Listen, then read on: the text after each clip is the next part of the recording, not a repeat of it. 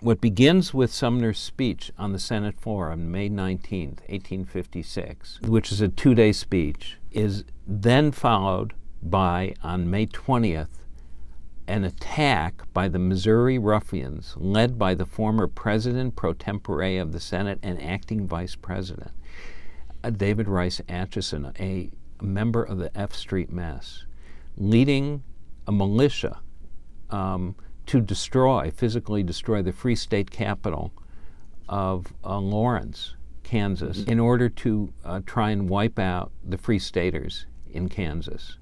And they basically blow it up and burn it to the ground.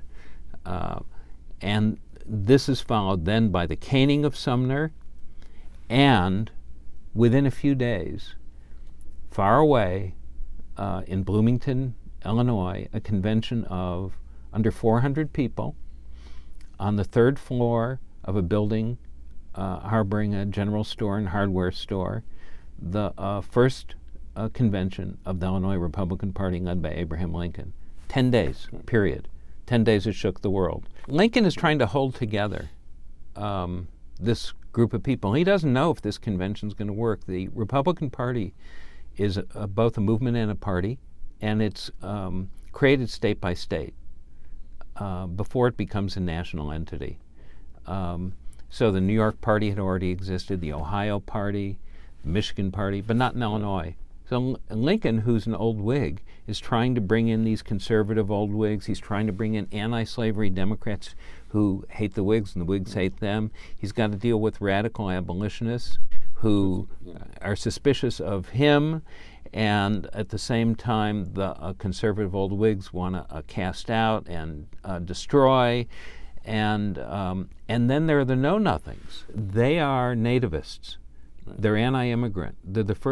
They're a great anti-immigrant movement that comes out of the destruction of the Whig Party after its landslide loss in 1852. The Whig Party just breaks up, and then it totally crumbles after the Kansas-Nebraska Act over slavery, when it can't exist. North and south, southern wing goes one way, northern wing goes another way.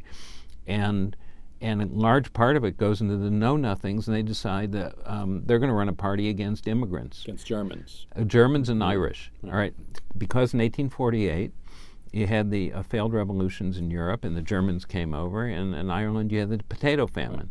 So they come over, and they have a platform which is only native-born Protestants should hold public office in the United States, and this reflects purity, and they develop 1,000 conspiracy theories about the Catholic Church, and that the Catholic Church is conspiring to overthrow the American Republic. So this is a complicated family, and Francis Blair is a creator he's a key creator of the National Republican Party at the convention. He is a master politico behind the scenes, as he always had been since the Jackson era. And so they put in Fremont as the candidate, their first candidate. He was a hero, is a military hero, and he's kind of a relation. And they could control him through his wife and so on, and he's an icon, except there are 3 parties.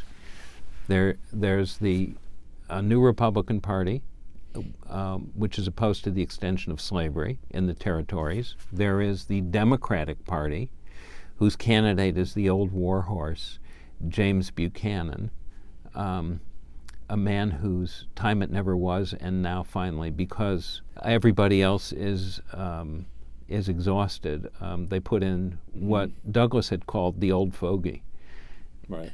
Stephen A. Douglas. And then there's a third party, the American Party, they call themselves, or the Know-Nothings, and their candidate is the former president, Millard Fillmore. And they're the nativist party, and they're running against immigrants, and that only native-born Protestants should hold public office. And the Democrats and the Know-Nothings smear Fremont as a Catholic, a secret Catholic with his own private chapel, and with secret relations with the Vatican and all kinds of conspiracy theories. They say that he was born illegitimate, which he was, and then they say he wasn't an American. Remember, this is before birthright citizenship, which doesn't come in until the 14th Amendment. But it's still, it's a very volatile issue. So they were trying to discredit him, render him literally illegitimate, and it had an effect. And yet, Fremont's campaign was like a great awakening. It was a great social movement. It had a religious aspect to it. There's a lot of women involved. It was the first campaign in which women played a prominent role because of his wife, Jessie Benton Fremont. He was kept off the ballot throughout the South. Right. He's not even on the His name ballot. was Yeah. not even on the ballot. Yeah. Just as Lincoln's name was not on the ballot in the South. But he sweeps the North, except for the lower North. So he loses Illinois, for example. And what this suggests is, if they can run a candidate that can win the lower North, on that basis alone, without the South, they can win the presidency in 1860.